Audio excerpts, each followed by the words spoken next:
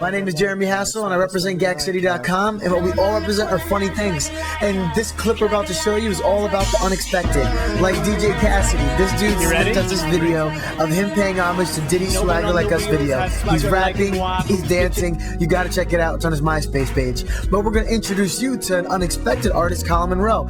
Now, he got his break for producing a lot of rap acts, and then also making a remix rock version of Kanye West's smash song Flashing Lights. You know, you've heard it. So we hung out with the guy to showcase, heard his music, we had some fun. But before we got into that, we had some drinks from Sobeys Thrillicious.com, and one thing we all realized, every time you have a drink, it tastes better. You want more and more. If you don't believe me, go try it yourself. But now, let's go hang out with Colin Munroe.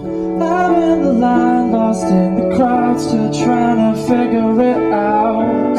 Still trying to do it right, still trying to find the light. Maybe not tonight.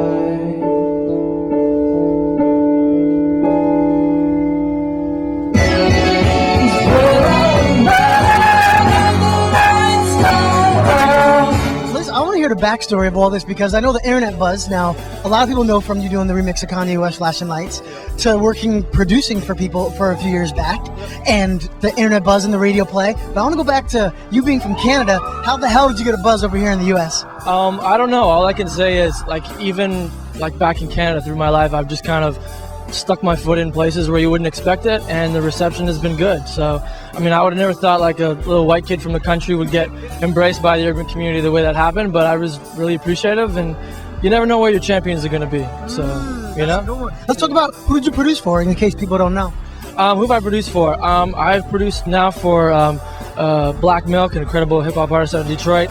Detroit hip-hop is really my second love musically.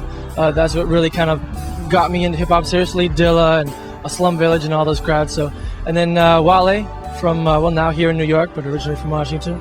And just kind of also trying to write on the pop side of things. So keeping my foot busy with Dallas Austin in that arena. So probably biting off more than I can chew, but that's kind of always worked for me. Well, you're a multi-talented dude right here. But hold up, let's go back to how did you and even Dallas Austin even meet? We met through a mutual friend who is actually a producer-manager from here in New York. She manages a couple big producers and a great writer by the name of Harold Lilly, who did all the Jamie Foxx stuff. Alicia's You Don't Know My Name. He did that. So she was really a champion of the music and thought, you know what, maybe Dallas would get this guy. Maybe Dallas would be into the music. And she gave it to him. He flew me down to Atlanta, spent some time together, and now it's kind of my second home. Now, what's Dallas like? Give me a good Dallas Austin story. Dallas is probably not what you expect him to be, because most people know Dallas from the TLC stuff, from the Pink stuff, and so you think of him as really kind of a female R&B guy. Yeah. He's into everything and anything. There's posters of Jimi Hendrix and Bob Dylan around his studio. You know, he's a guy that really appreciates music in all different shapes and forms. So when I finally met him and found that out, it kind of made sense to me. I was like, this is why you might actually get me, you know? Because you're like this generation, the generation that doesn't necessarily have genre boundaries anymore. Everybody listens to everything now. It's the first generation of people, I think, that can honestly say that.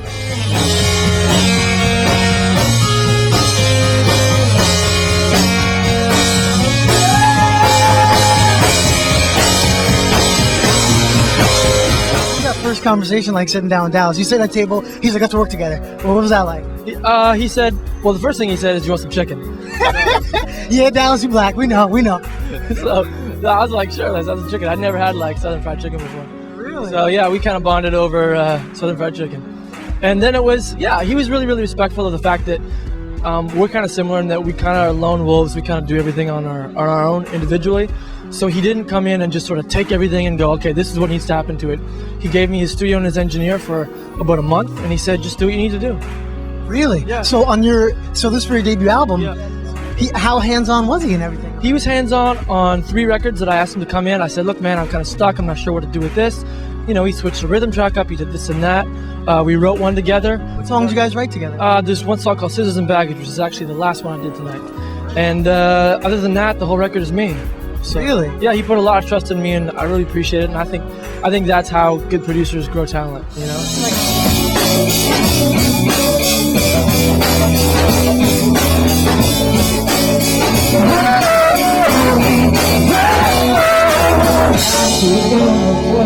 I if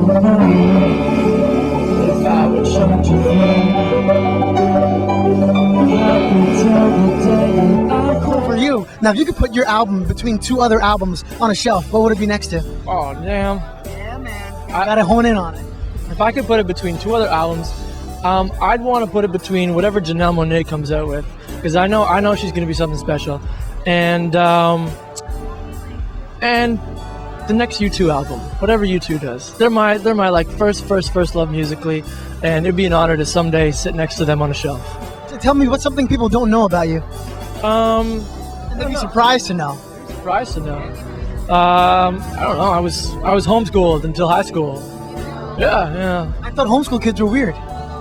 You get to know me a little bit. Zero Truth came out. We got a lot going for him. This is Colin. I'm Jeremy. We're some grown-ass kids. Well, let's go back to actually your videos. You have the most distinct-ass videos I've seen. Now, let's talk about the Kanye West one. Did you do that record before signing the record deal that helped you get the record deal, or after? That was a long time before. That was when there was kind of not a whole lot going on. And that's certainly where a lot of the lyrics in the song came from. And Kanye's album came out, and I fell in love with it, and I just kind of had a certain bonding with that track and thought I could play around with it and do something different. And we shot the video thinking, maybe a couple blogs would be interested in this.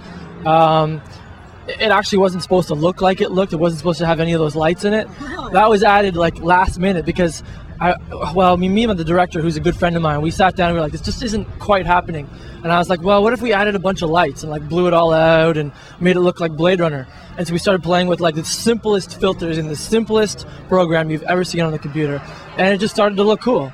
And it worked. So after that, the right blogs picked it up, and obviously Kanye put it on his blog, and then Perez gave it a lot of attention. And from there, what can I say? I'm grateful for everything that's happened after that.